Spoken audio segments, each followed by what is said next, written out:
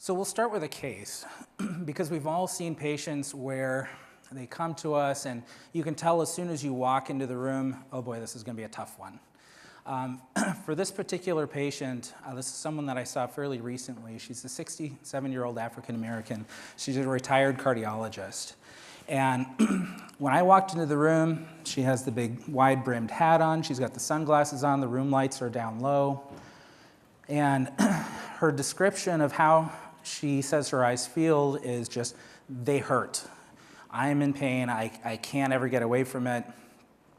When we dive into her history a little bit, she says that she's had dry eye for many years, but everything really started to go downhill after she had glaucoma surgery in her right eye 5 years ago, which was a trabeculectomy, uncomplicated. She underwent subsequent bilateral cataract surgery not too long after that. And then her trabeculectomy eventually failed, and she had to have it replaced by an Ahmed valve, which is a type of tube shunt. So she's undergone a number of different procedures, and every time she went through something new, all of her symptoms began to increase. So the entire time that she's been diagnosed with dry eye, it's really just been supportive therapy. She's had artificial tears, warm compresses, mainly just supportive therapy, sometimes omega-3s, although she was off and on with those too. And she came to me just basically taking artificial tears 10 to 15 times a day. That's all that's been offered for her. And even those don't give her any kind of sense of relief. So we're not going to get too deep into the case right now, but there's a few things, and this is taken directly from our EHR notes on how I try to break these types of patients down, okay? First, what's their primary symptom? Okay, for her it's pain, but how does she describe this? She says there's burning, there's itching, always the sensation that something's in her eye, worse in the right eye than left eye, but it varies a little bit according to the day and according to the time. Even having her eyes closed at night gives her discomfort. She can never escape the sensation that there's something wrong with her eyes. She's on a few different types of drops. And then when we look at her systemic history, and again, we'll go through this a little bit more, but we look at different types of risk factors. So for her, she's had open-angle glaucoma for a number of years, treated with pharmacotherapy currently, but she's had multiple surgeries. She's had a history of some spinal injuries. She's also diabetic and does describe no current peripheral neuropathy, but she does have some autonomic dysregulation where she can't really control how hot or cold she feels. She's chronically fatigued and tired. She's also visibly depressed, and she has medications that we would normally expect to go along with these things. So what about this history is really unusual? We see patients like this all the time. But what are really the risk factors that increase something going on with not only just her ocular surface, but all of the support structures that go along with that? And are there things that we can identify that might help us get to the root of her problem earlier? So the first thing I want to talk about really is symptoms, because these are things that we hear from patients. We're listening, okay, what do your eyes feel like? You know, describe the sensation that you're experiencing. But there's a huge variety of things that patients tell us that they feel. And a lot of times, again, these don't match up with what we see under the microscope. Approximately 60% of the time, there is some disconnect between signs and symptoms.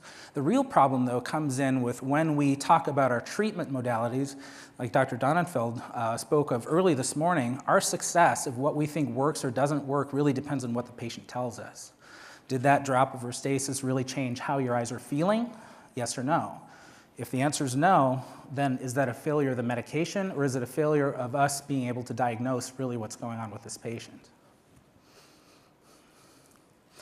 So again, patients describe a lot of different things when they talk to us about how their eyes feel. Okay? And these are just a few of the many different symptoms they can describe. So what really are these symptoms? Where do they come from? So symptoms themselves are really just a feature that is apparent to the patient. It's not something that we could take a look at, John, for example, and say, hey, your eyes must be burning, right? It's going to depend on what he feels, okay? All of these things are just apparent to the patient. And we assume in development of symptoms that they're arising from a physical source. So we assume that there's a stimulus of some sort, whether it's dryness, whether there's mechanical friction, but that the nociceptors that detect sensation are functioning normally. They travel up a otherwise normally functioning neurosensory system to the brain, and that's where things are processed. And we assume all of these things are correct. And that may not be the case for many patients. So let's take a look at really how to break this down. So first off, when we talk about how the neurosensory pathway functions, we're talking primarily about C or A delta nerve terminals. Difference between those two is primarily myelinated versus unmyelinated, and the number of processes that occur in nerve conduction, starting with transduction or the conversion of a stimulus into an electronic, if you will, signal that starts at the peripheral nociceptors and travels up, conduction or the transmission of that signal up the nerve pathway. Along the way, things can get modulated by events that are going on in the body, like inflammation, and that can either have a positive influence on that signal, amplifying it, or suppressing it if some of the other processes are working correctly.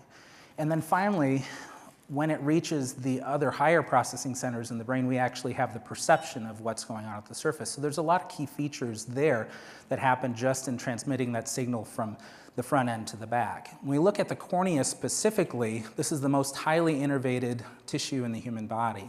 It's about 200 times more sensitive than the skin. We have approximately 7,000 nerve terminals per square millimeter in the cornea. The majority of these, of course, are unmyelinated to keep the cornea clear. The interesting thing when we look at the support system here is once we reach the corneal epithelium, we lose the presence of Schwann cells, which are designed to kind of help support nerve function in other areas of the body. So where does that support system come from then once we reach the epithelium? We'll answer that in a little bit. So the majority of, well, the entire sensory system in the cornea really derives from the trigeminal nerve or cranial nerve 5. And when we look at the nociceptors, the little detectors or sensors that detect pain or heat or whatever, about 70% of these are considered polymodal. So they respond to mechanical force or they respond to heat. These serve a protective function. About 10% of these are cooling nociceptors, so they detect evaporation off the surface or decretion of the tear film. And these help to regulate things like basal tear secretion. The other 20% are primarily mechanonociceptors, so again, a protective function there to touch. And any of these really can become dysfunctional over time. If we look at the majority, though, that touch and heat, think about, again, what your patients may be experiencing in burning or the constant presence of something in their eye. We look at these a little bit more closely, and this is from Dr. Belmonte's work. We also see different channels being associated with the function of the nociceptors here. So a number of different things here in the middle, like TRPV1. These are specific channels that respond to different stimuli. So these are all listed here. We won't go into them in great detail, but it helps to know things like what can trigger a nerve terminal to, or a nociceptor to signal. Specifically, when we look at TRP channels, these are transient receptor potential channels. These are essentially calcium channels, and there's 6 types that are found in the cornea, as we saw in the last slide, but they're expressed in pretty much all tissues. They have different functions aside from beginning to signal. They can also serve as regulators, too, of different cell functions in that particular tissue. And this is really important when it comes to the corneal epithelium because things like TRPV4 may be really strongly linked to regulating that epithelial health. And the reverse may be true as well. So we have some crosstalk between these channels to regulate the health of the corneal epithelium, and then that ends up also supporting some of that nerve function as well. There are other receptors in the cornea as well, things like cannabinoids, and these are generally thought to be kind of suppressive or inhibitory towards pain. They can be considered in some ways kind of anti-inflammatory in many respects, and that gives us some options as we get it further into pain management of potential treatments for some of these patients. So as I mentioned, there is sort of a give and take between the corneal nerve complex and the epithelium.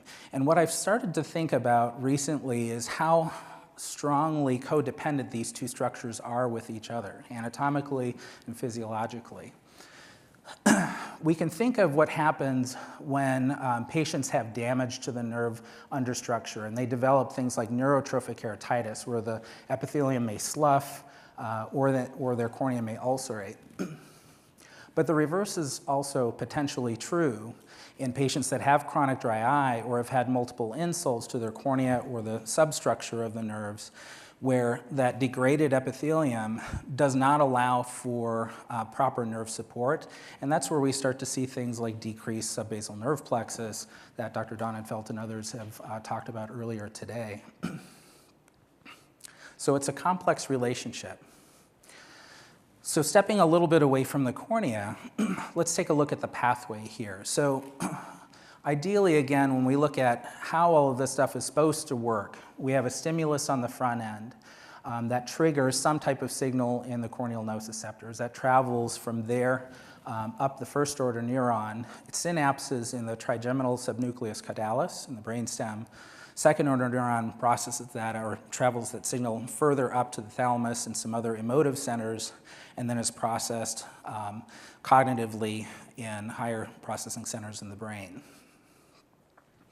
So two particular areas of interest when we talk about the dysfunction and dysregulation of this system really occur at the junction of the first and second order neuron in that trigeminal nucleus or subnucleus caudalis, and then also as we start to look at the emotive centers in the brain, because when we look at pain specifically, those two areas undergo changes in their structure and function so that they don't communicate properly, and the chronicity of what we see in some of these patients is likely tied also into their emotion. Pain is a tough emotive problem to deal with, and so it makes sense that many of those areas may be overstimulated. So let's look at pain specifically, and again, starting with the most basic definition. It's an unpleasant sensory and emotional experience that's associated with actual or potential tissue damage or described in terms of such damage. And there's two major subtypes of this. There's what we call nociceptive pain, again, where we think that all of these structures are functioning normally, and we have what we can call real pain or useful pain, so that's something that would alert you to damage or dysfunction.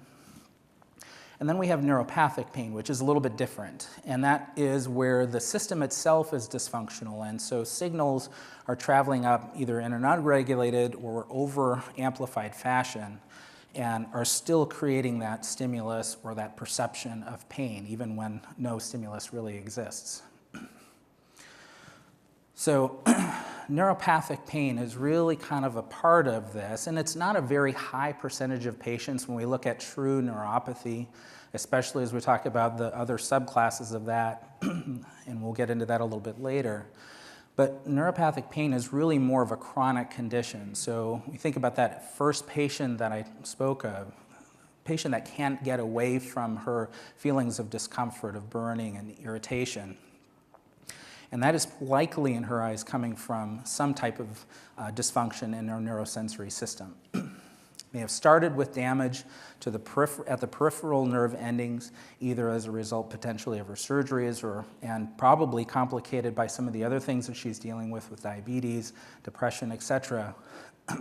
But that leads to amplification of those signals and alterations in the junctions between the first and second order neurons, as well as in some of the higher processing centers in the brain.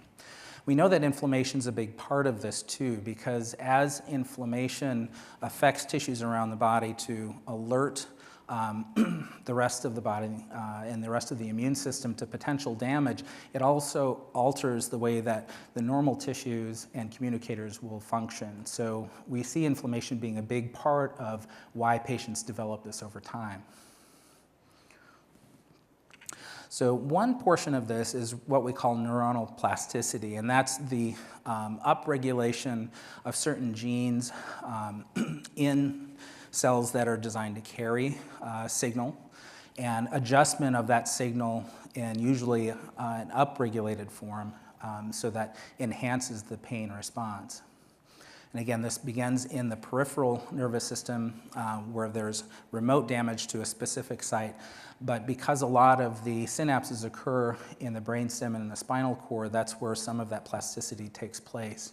There are a number of cytokines that have been implicated in why this change occurs, and a lot of these are probably recognizable to those of you that have paid attention to dry eye immunology. Interleukin-1b, which is a pro-inflammatory cytokine, is also secreted by glial cells, and it leads to activation of primary afferent nerve terminals, and it begins to basically cycle itself up. MMPs are also implicated in this as well, and we've heard a lot about that in terms of how the cornea heals, and another protease essentially that regulates cell proliferation and production. And tumor necrosis factor as well, expressed by glial cells, and is responsible for, we think, a large portion of neuropathic disease in the brainstem and other areas. So the role of inflammation in these patients, I don't think can be really understated.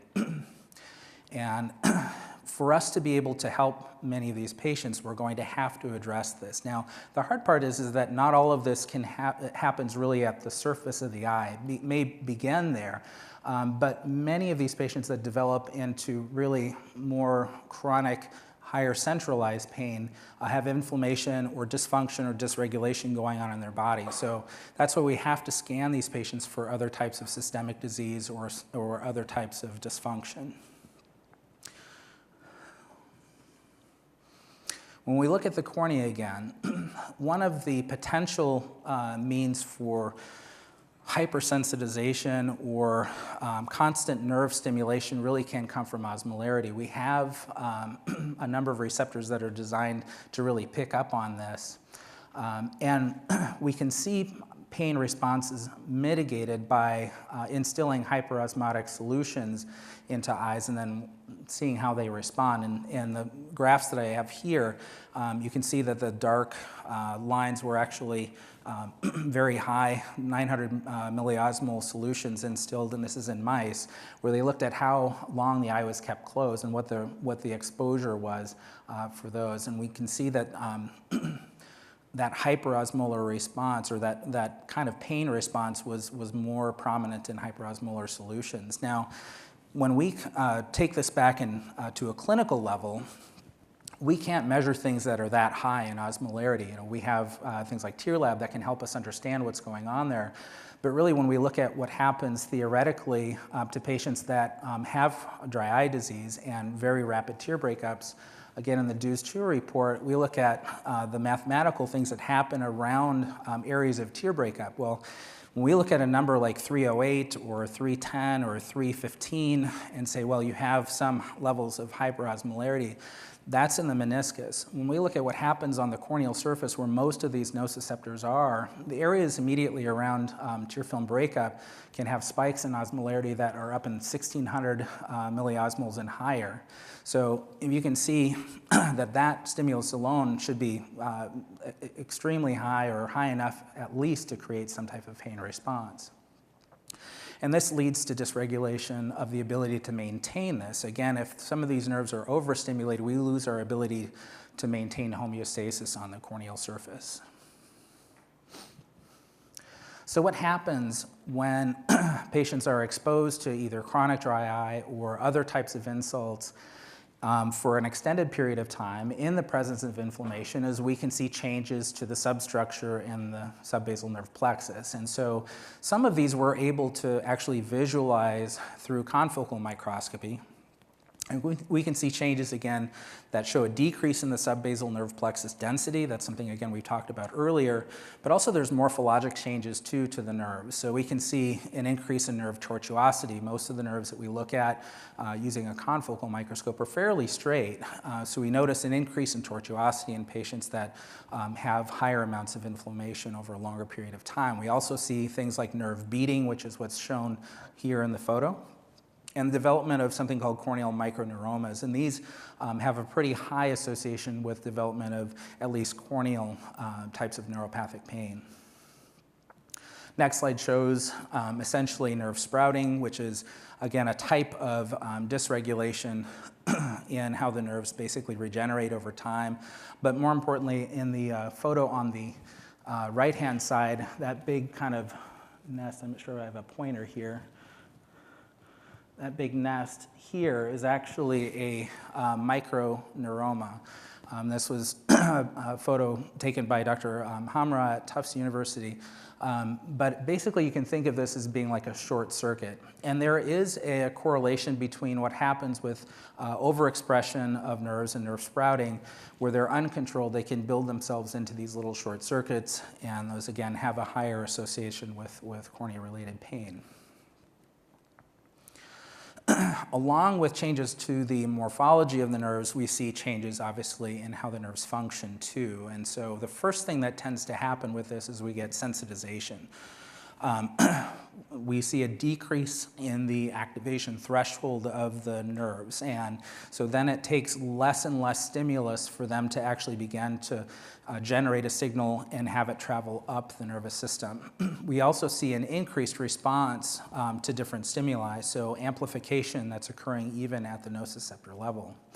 The result of these things leads to things like hyperalgesia, where, again, they become sensitized to normally non-noxious stimuli, and over-response to that, and allodynia, where, again, that's a more descriptive word, I think, that actually describes pain that's caused by things that normally don't cause pain and other sensations. So where does this come from? Okay, we look at the most common causes of cornea-related neuropathic pain. We see things like post-surgical cases, such as the patient that I mentioned earlier, things like toxic injury to the cornea, viral injuries, herpetic keratitis, certainly we've seen a few of those, but also dry eye disease, especially when chronic, can lead to this dysregulation over time. So it may occur with or as a result of dry eye disease. And many of these patients actually will have this in association with other systemic disease. Again, important for us to kind of keep that in mind as we're going through the patient's history. Make note of things like diabetes, especially those that have peripheral neuropathies, because they are at higher risk for developing this over time. Light sensitivity is another big feature. We can think of patients that usually describe light sensitivity along with pain. But why this is we see shared neurologic structures. So the iris, ciliary body, and the cornea all share conjoined sensory inputs. Those still lead to the same areas in the trigeminal nucleus caudalis and the thalamus, again, for emotive. So shared neurological structures even with light sensitivity as well. So that's why those two things go hand in hand. Now, we've talked a little bit about peripheral as well as centralized pain. Now, the difference there is really kind of where that dysfunction takes place. So if we can see changes morphologically and functionally and measure those in the cornea, that's one thing. But what happens in centralization is that over time, again, nerves are plastic. They can mold depending on what type of stimulus is presented. And so when there's dysregulation in the body or higher amounts of inflammation from other things like systemic disease or autoimmune disease, the plasticity can affect those junctions at the second order neuron and further up. And so I kind of tend to think of this as being kind of like the old Jefferson's things moving on up, right? So the The hard part about this is that when a patient describes how they're feeling to you, and if they're describing pain and light sensitivity, it's impossible for us initially to really visualize how much of this is really going on up here in their brain or how much of it is really going on right here on the surface of the eye. Because a lot of those structures are utilized for everything. But we do have some techniques that we can implement in the office that can help us differentiate that to some degree. So again, other things to watch for from a systemic standpoint, comorbidities that are associated with higher degrees of centralization are other types of anxiety, depression disorders, post-traumatic stress disorders, because that's an overstimulus and an or dysfunction, dysregulation in the emotive portion of pain processing. But again, other common associations, other types of neurologic disorders, polyneuropathy, fibromyalgia actually has a pretty large association with chronic pain. Repeated insult to some of the structures that help regulate this at higher processing centers may be diet related. So listen for things like malabsorption syndromes or other gastrointestinal problems where they may not be able to get all the nutrients they need for a normal functioning system. And recognize that autoimmune and other types of chronic inflammatory disorders definitely play a role in this. So those are the things that we should be listening for. So how do we take all of that from a theoretic standpoint and apply it in a clinical setting? So if we have patients that we suspect of this, the way that we try to break it down at the university now is make sure everyone has questionnaires. And all of us like to do this with dry eye anyway, but there may be some certain questionnaires that are more likely to be more productive for us to be able to track patients over time. We can do corneal sensitivity testing. Things like esthesiometry have been done as well. I don't typically apply that on a routine basis. Bandage contact lens testing is kind of the same thing. If we apply a bandage lens to the surface of the eye and see how that modulates their ability to perceive their discomfort, that may tell us whether that's localized to the cornea or perhaps is more centralized and higher up the chain. But an easy test to do is the proparacaine installation or proparacaine challenge, where we put in 1 drop of proparacaine. We give the patient a questionnaire before or ask them on a scale of 1 to 10, how uncomfortable are your eyes? Maybe they say an 8, maybe they say a 10. But after proparacaine, that should basically knock out all of their ability to feel anything on the nociceptive side of the cornea. So there we can get an idea if they still say, well, my pain's still at a 6, a good chunk of what they're experiencing is actually occurring higher up in their processing centers, and perhaps in that first to second order neuron. The hard part about that, and I would caution everyone in using this, is that if we have undiagnosed ocular surface disease, if we're not really picking up on what's going on with that patient really from a dry eye or other standpoint, we basically eliminate the ability to really be able to detect those things because we're masking it with proparacaine. So it's very good when we're certain that we have the right pathology listed, but we have to be able to rule out some of those other things first. And then also, as we mentioned, confocal microscopy can really help if we're scanning patients that are experiencing pain like I do in my clinic now. Sometimes we're able to find changes in nerve ultrastructure that would help correlate with their findings.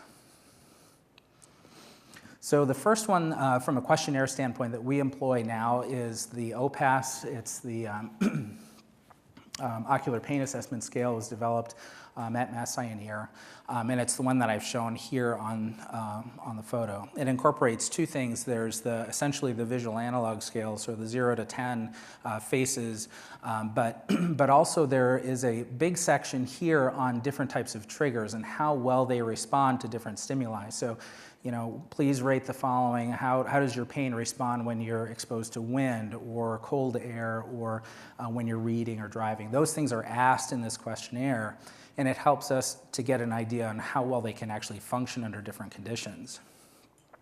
But you could do something very easy, and in every patient that I see, we really still use that, rate it between 0 and 10, describe how you're feeling. So from a symptom standpoint, things that we see from a commonality in patients that have a neurosensory dysfunction are chronic burning, again, the type that they can't really ever get away from, light sensitivity, sensitive to many, many different things. And again, the chronicity of these things is really important. So if you have patients that say, well, my eyes really burn, at the end of the day, but at the beginning when I wake up right away, they're fine, that's not likely to be a true neuropathic patient. And there are other things that we can pick up on too that have been associated with it, again, in systemic disease, but then also other types of neural dysfunction like migraine, head, neck, or spinal issues, and other peripheral neuropathies. We should be watching out for those things. So from a physical exam standpoint, I can't stress enough that we really need to go very thoroughly into what the patient looks like. So how do their lids function? What do they look like? Is there a lot of inflammation there? Is blepharitis one of the things that they're experiencing when they describe burning? Is it the eyelids or the surface of the eye that really feels like it's burning? Rule out things like basement membrane dystrophy or recurrent erosion because of decreased tear film and those things. You'll always get that tear film breakup right at the points where the ABMD is most pronounced. And that may only be a fraction of a second, really, in many of those patients. That can lead to symptoms of chronic burning or what seems like chronic burning, but we need to rule out those things. Again, the proparacaine test can be really useful if we really go through all of that and suspect, the eye is otherwise pretty normal looking. We have that kind of pain without stain sort of thing. Proparacaine can help us elucidate how much of that is really surface-oriented versus higher up. And then confocal, again, another very helpful technique to be able to figure out what's going on from a physiologic and anatomic standpoint. So if we have an idea of what's going on and we really are highly suspicious of a patient that's really in a neuropathic state, what sort of management strategies should we employ for them? One of the first things I'd like to just mention is that many of these patients, because of the chronic nature of this, and especially with severe nature in many of them, they do need to have some type of emotive or psychologic support. And the conversation with this is not an easy one for those of us that have spent all of our time in eye care, right? So we don't often say, well, hey, would you like me to refer you to psychiatry after we get done with our appointment? That's not really how we should approach it. But how I like to do it is really, empathizing with the patient. I know that you've been struggling with this. It's really decreased your quality of life. You're not able to read or drive or do the things that you once liked to do. Would you like somebody to talk to about this? Because I can help arrange that. Approaching it from a very human standpoint, I think, is very helpful because they don't want to actually ask you for these things, but it may be critical for them to have some type of emotional wellness to be able to better deal with their problem. The treatments for these things, as well as we'll get into, may last months or even years, and sometimes it's intractable. So the more support that we can give them to deal with their problem, the better.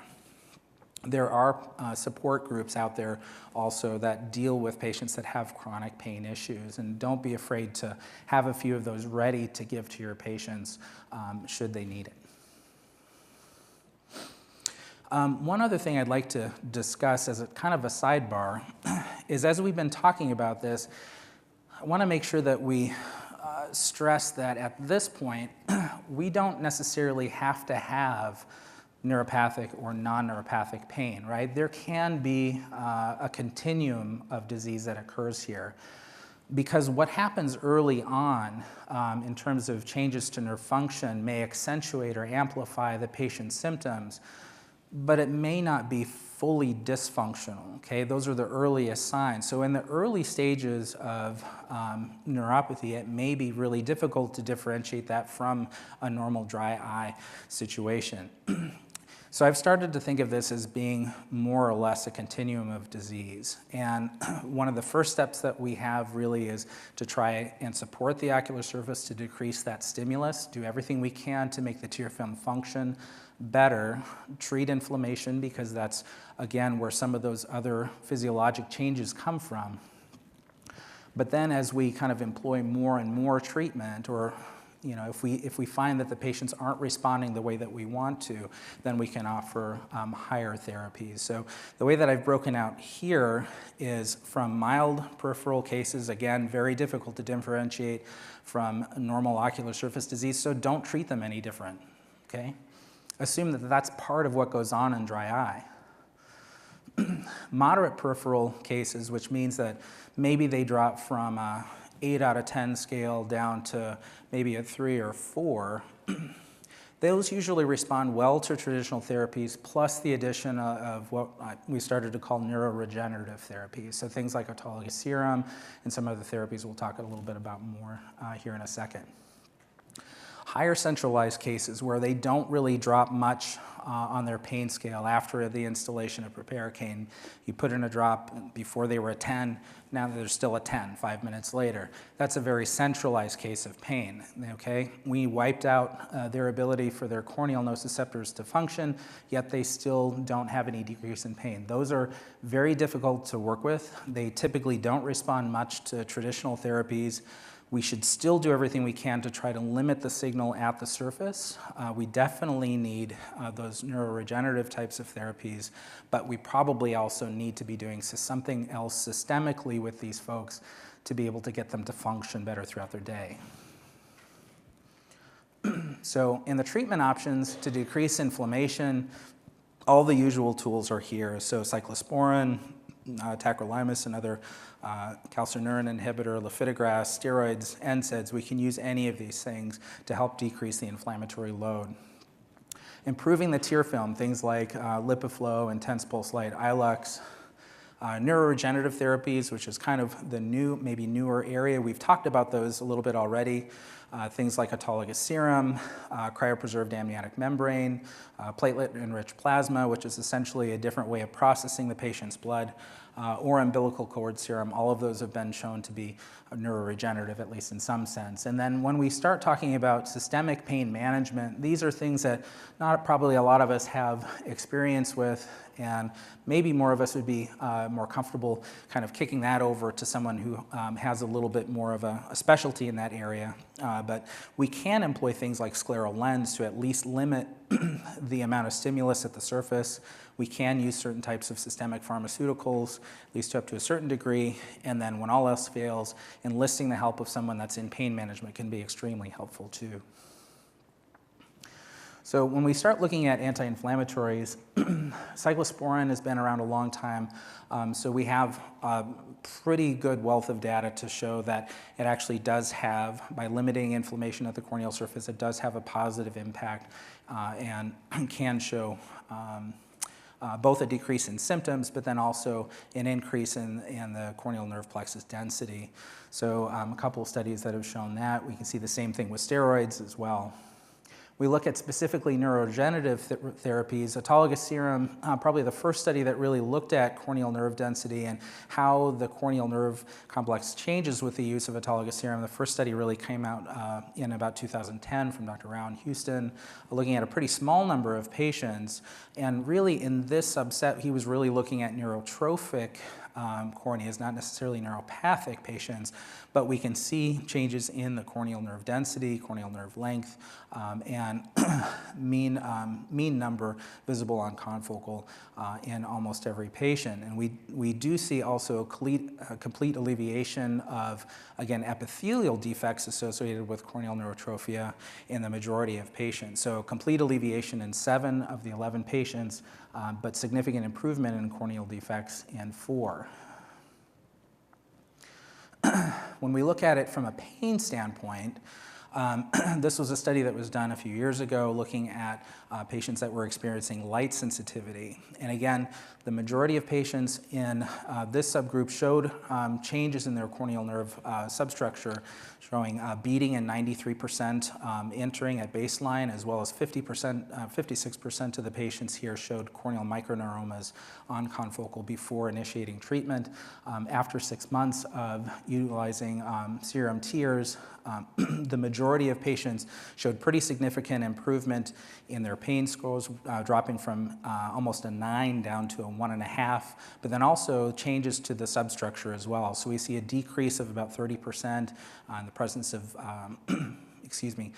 decrease in 40% in the presence of beading, and then from 62% down to 7% from a microneuroma standpoint. So definitely some changes that were going on with the use of serum tears in this population. Now I will say that although I respect the authors of the paper, I actually know a couple of them on this study, my experience in patients that have light sensitivity as part of their spectrum of symptoms isn't quite as robust. Typically, we're not getting this type of response in the majority of patients. I would say 6 months, they probably show some improvement, but the majority of patients typically are on it much longer than that. Or in this study, I think they were using 20% concentration serum tears. I'm using 50%, which should give a higher concentration of nerve growth factor and other types of support systems for the nerve complex. We're still getting probably closer to a year before a lot of them show significant improvement. So that's just my take on a study that was published not too long ago. The other thing that we can employ is also cryopreserved amniotic membrane. Now, this was a study looking, again, specifically at corneal nerve density in patients with dry eye, and as well as symptom scores over a span of about 3 months. We did see improvements in all of the markers here, and even improvement in tear breakup time after out to 3 months as well. The one thing that I'm starting to question, though, is that because we have such a strong codependency of the epithelium and the corneal nerve substructure, if we really sort of ultra support the epithelium, can we still get regrowth? And does it really come from supporting the surface cells, or does it come really as a neuroregenerative? And I don't think we have an answer anywhere close to getting an answer for that yet, but anything we do to support the surface really ultimately supports the substructure. So we do have a new drug on the market now that's essentially recombinant nerve growth factor. It's from Dompe Pharmaceuticals out of Italy. It was approved here, I believe, December of last year. Extremely expensive medication right now, and its only approval in the US is for neurotrophic keratitis. But again, as we look at the changes and we can document changes in patients with pain, it'll be interesting to see if this is another tool that we can have for some of these patients as well. We'll probably need to wait for the cost to come down before it's really applicable to use on a regular basis clinically for these folks. But there are a number of papers that help show support and the role of nerve growth factor, not only in the substructure of the corneal nerve, subbasal nerve plexus, but also even at the limbus with migration of limbal stem cells and those sorts of things as well. So systemic pain control, here we should approach this from a tiered fashion using low-risk medications first, followed by increasing risk. And again, there's a certain cutoff for everyone from a comfort standpoint on what you're comfortable to be able to prescribe. One of the lower risk options is nortriptyline. Again, all of these medications are CNS active, so there's some question, and it may not even apply for a scope of practice for folks in certain areas, but the way that some of these work, again, from nortriptyline, it inhibits the reuptake of serotonin and norepinephrine, calcium blocking. Side effects for this medication are dry mouth, constipation, sedation. Carbamazepine has a pretty extensive literature support for use in corneal neuropathic pain and other types of neuropathic pain as well. But again, we can see patterns here. CNS active, so causes drowsiness, sometimes headaches, dizziness, some somnolence too. One that we probably have a little bit more experience with in eye care, at least, are the GABAergic drugs like gabapentin or pregabalin. These decrease the uptake of GABA at the synapse, which is one of the inhibitors, I guess, of pain. GABA itself is responsible for a good chunk of the transmission of pain between different neurons. We use it commonly around PRK and other types of corneal surgeries as well. Here, from a pregabalin standpoint, starting at around 50 milligrams or 25 milligrams, if you really want to start with a baby dose twice a day, you can gradually increase it over time depending on the patient's response. Gabapentin, the maximum dose there is about 3,600 milligrams per day, so usually we'll start with about 300 milligrams 2 to 3 times a day and see how the patient responds. We can gradually increase it over time. Now, again, a word of caution about using some of the systemic medications. Our goal is really not to get the patient dependent on these things, but we're trying to improve their ability to function. That helps them emotionally. It helps them be able to kind of get back into their life a little bit while some of these other medications and neuroregenerative things are taking place. And again, if you don't feel comfortable with that, it certainly would be fine to refer these patients out for other types of support. So other strategies that we can use that maybe we're more comfortable with would be maybe glial inhibitors. These actually help basically the support structures really for nerves. So the microglia, the astrocytes, the oligodendrocytes.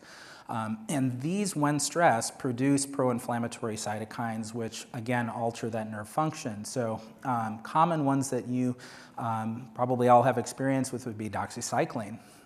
Has been shown to have some glial inhibitor properties, minocycline along with that as well. And then there's a supplement called alpha-lipoic acid, which is actually found in a few of the commercially produced like omega-3 type supplements, but you can order it separately as well. Here we're looking at a dose of about 300 milligrams 3 times a day and up to 600 milligrams 3 times a day as a support structure and potential glial inhibitor. Low-dose naltrexone has been used in the past as well. And then from a cannabinoid standpoint, we talked a little bit about there being a receptor for that in the cornea as well. That's been used extensively in like pain management for cancer patients and other types of systemic disease. We don't really have a ton of information about it, really, for its use in the cornea. We have a few doctors that have kind of played around with it a little bit. There's good anecdotal support for it, but it'd be nice to see more research being done in this area before we start recommending on a regular basis to patients. Other things that we can use would be like neurostimulation. So TrueTear, which came out a couple of years ago as a neurostimulatory device to stimulate tear production. There's some thoughts that that may also be useful because we're stimulating, again, that trigeminal complex. It may help to regulate those signals a little bit differently. Again, no research on the peer-reviewed literature yet, but some anecdotal reports that it may be helpful. A couple other kind of sidebars here too. One thing, we talked a little bit about nutrition and the fact that systemically there may be other types of dysregulation that are going on in the body that increase the chances for patients to develop this type of neuropathic disease. The gut microbiome, I guess the butt's part of that, not very well understood at present. But may play a critical role really in the absorption of certain vitamins and other nutrients into the body, as well as that kind of symbiosis with other portions of metabolism. So certain things can increase or decrease the ability for our gut to really be able to absorb this. There's a lot of work that's being done right now down at Bascom Palmer University with Dr. Galor's team, looking at the role of gut microbiome in not only autoimmune disease, but also in pain as well. And then I was asked if maybe about a year ago, while giving a similar lecture, what is your take on acupuncture? And honestly, I think anything that we can do from an adjunctive standpoint to help patients function a little bit better and feel a little bit better is useful, as long as they're still on board with their overall treatment plan. But there's actually pretty good evidence in the literature to show that in patients that have chronic pain issues, acupuncture, when done correctly, and that can vary a little bit, I guess, depending on what your philosophy is, but the meta-analysis really actually shows that it can be an effective adjunct. So if patients really are asking about whether or not I think it's a good thing for them to do, I never discourage them. I just encourage them to try to find somebody who's pretty reliable. Question, sir? Yeah, words are powerful. I've been reading a lot recently about fecal transplants, which kind of Yes. kind of cold. I like the idea of a microbiome transplant. Can you work on that? Well, okay. So the question was, or maybe it wasn't really a question, maybe it was a request, about fecal matter transplants and the gut microbiome. Is there something called a microbiome transplant? That's kind of sort of what a fecal transplant is in the most distal aspect of the whole entire gut. But as we learn a little bit more about the interactions between different bacteria that we normally have in our system and the rest of the body and the ability for that to be processed, I think we will probably be working towards something like that. I mean, it is a big deal. Agreed. So from a pain management standpoint, again, I like having people that I can refer to that actually have a sense for really on the big scope of things, how to manage pain. Most of the folks that I know that are in pain management didn't get into it because of the eyes, so it helps to buy them a coffee and sit down and talk to them about what you think is going on with these patients, because a lot of them might go, well, geez, that's interesting. I haven't really heard a whole lot of corneal neuropathic pain, but most of them are willing to listen. Their approach is usually pretty comprehensive when it comes to medication management. They're much more comfortable with higher dose and other CNS active medications than I certainly am. The other thing that they can offer to patients that I'm not able to do is periocular nerve blocks. And these are really for the most severe folks, the ones that really had to stop driving, stop functioning on almost every other level because light just kills them. Okay, kind of like our cardiologist patient at the beginning, they really have severely hard time functioning in regular life. And when they do these blocks, typically they're targeting the supratrochlear nerve, the supraorbital nerve, and the infraorbital nerve. And what they do is they inject a little bit of lidocaine into these nerves to see if by calming down that signal, if by numbing up that signal, if it actually decreases their pain response. Are they able to get more function out of that? And typically this is fairly short acting. Usually on the span of a couple of weeks. If they do get a positive response, and if it really helps the patient, they can then go back in and do longer acting injections with a combination of lidocaine and dexamethasone, and these typically will last about 3 months plus or minus. In more severe patients, I've had a couple that we've sent over to pain management where they've had radiofrequency ablation to the nerves as well to really just try to limit any kind of signal that's coming from those, and obviously that's a little bit more extreme intervention. I don't know if I clicked back, but all right, so let's get back to our opening case and we'll take a look and see what happens with this, and this is how we'll finish up today. So again, the patient's always in pain. She rates it out of 10 out of 10. She describes it as burning, itching, foreign body sensation. We've identified a number of risk factors, among those being multiple ocular surgeries and other systemic disease. I didn't put up anything from an exam standpoint because honestly, everything that we did, every test that we ran, she was normal. She had no corneal staining, no conjunctival staining, no chalasis. Her lids were clean. Her lipid layer thickness was like at 95 in one eye and 80 something in the other eye. Tear breakup time was like around 10 seconds. I ran a Schirmer's test on her and she was like, 15 or something like that. So pretty much everything we ran really kind of came back normal. So this is again, direct pulling from my notes.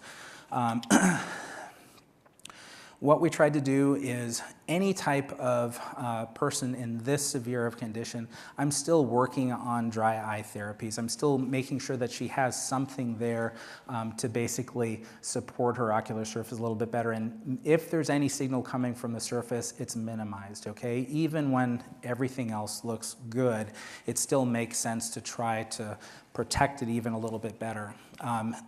In this particular patient, I also thought, well, because what she's experiencing is burning, we can use, again, a TRPM8 stimulant, which is that channel for evaporative cooling. There's a couple of drops out there now, Roto and Simlacin, that have mentholated or eucalyptoid type eye drops. Those stimulate that channel. It causes a cooling effect on the surface. And some patients, as long as they're not totally amped up from a corneal sensation standpoint, really respond well to that. So what we did was I put her on serum tears 50% 4 times a day, Lotamax 4 times a day for a week and then decreasing it to twice a day for 3 weeks to try to deal with any little bits of inflammation that might be there. We put her on an alpha-lipoic acid supplement, rototears as needed, and then I had to do cool compresses because again, her oil glands themselves were actually working well, and she was pretty averse to heat. She tried to do warm compresses, but she didn't really like them. So at the 1-month follow-up, she'd had a little bit of movement in the right direction. So only about 20% by her words improvement, but a lot of that kind of burning and itching and foreign body sensation was beginning to decrease.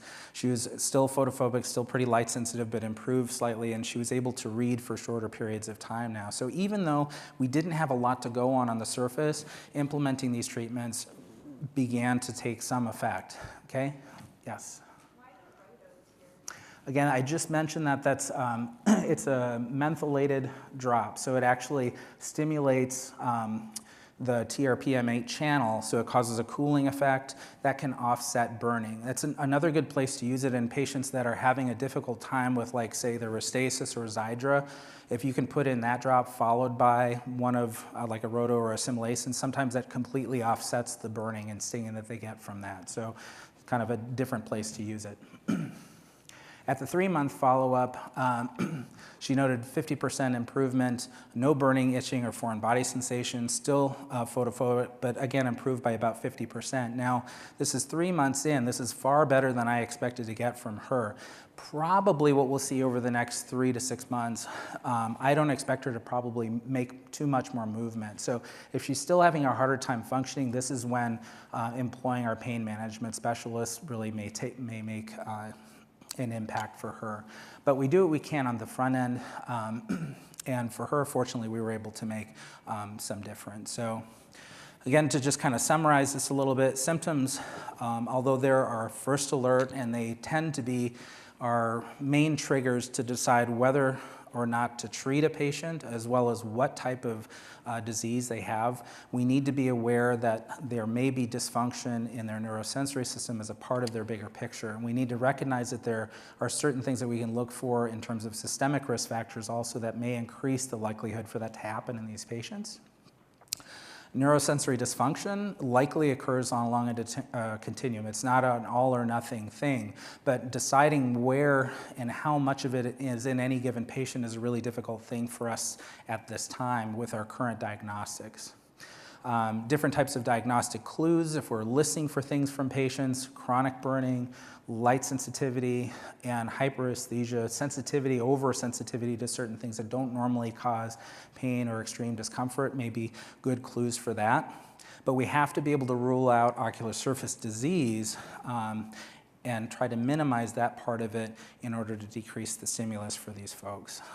Employing things like neuroregenerative therapies, serum tears, amniotic membrane, et cetera, seem to be really helpful, but we don't know at this point, is it directly impacting the nerve structure, or is it just super or ultra supporting the epithelium, which then there's sort of a, I don't know, a side benefit or an indirect benefit maybe from that.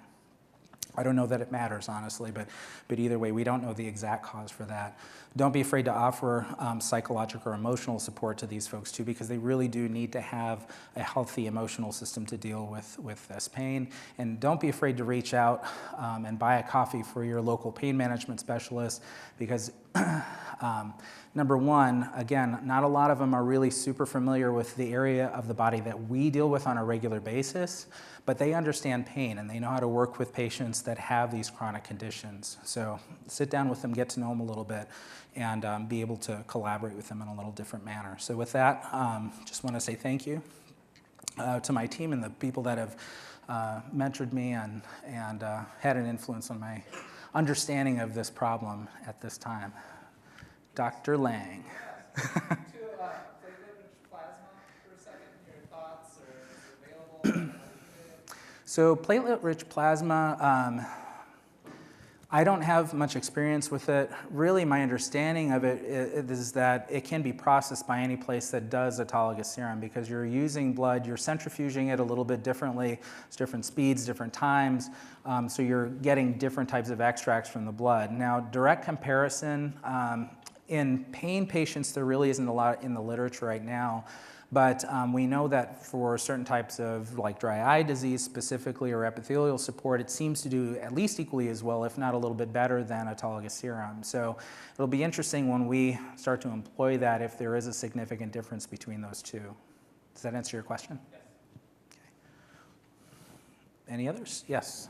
I have a question. So I've had a few patients, and I'm very impressed when you put a drop of proparacaine in, and they tell you it makes it worse. And you wait, and Yeah. there's zero effect from the anesthetic. Yes. And I'm also impressed that you're still comfortable waiting 3 months before you call up pain management. I mean, that's you, Scott, and it's great. But do you ever work with pain management like sooner than that? Maybe Yes. something else on? Yeah, so that's two really good points. One, what happens when you put in proparacaine and it makes things worse? To me, that's sort of a signal that they're ultra hyperesthetic, right? Something that would normally shut down their receptors and basically kind of inhibit any kind of signal causes overamplification. So we see that in patients with artificial tears too. Artificial tears are probably one of the most benign things we can put in a person's eye. But in patients that say, gosh, when I put in the tears, it burns like crazy. It makes me really uncomfortable. That's a distinct clue that there's something going on that's different and dysfunctional in the corneal nerve system, in the neurosensory system. Secondly, do I ever refer patients to pain management sooner than 3 months? Yes. So one of the cases I thought about putting in here was a gentleman that was referred by one of our glaucoma specialists.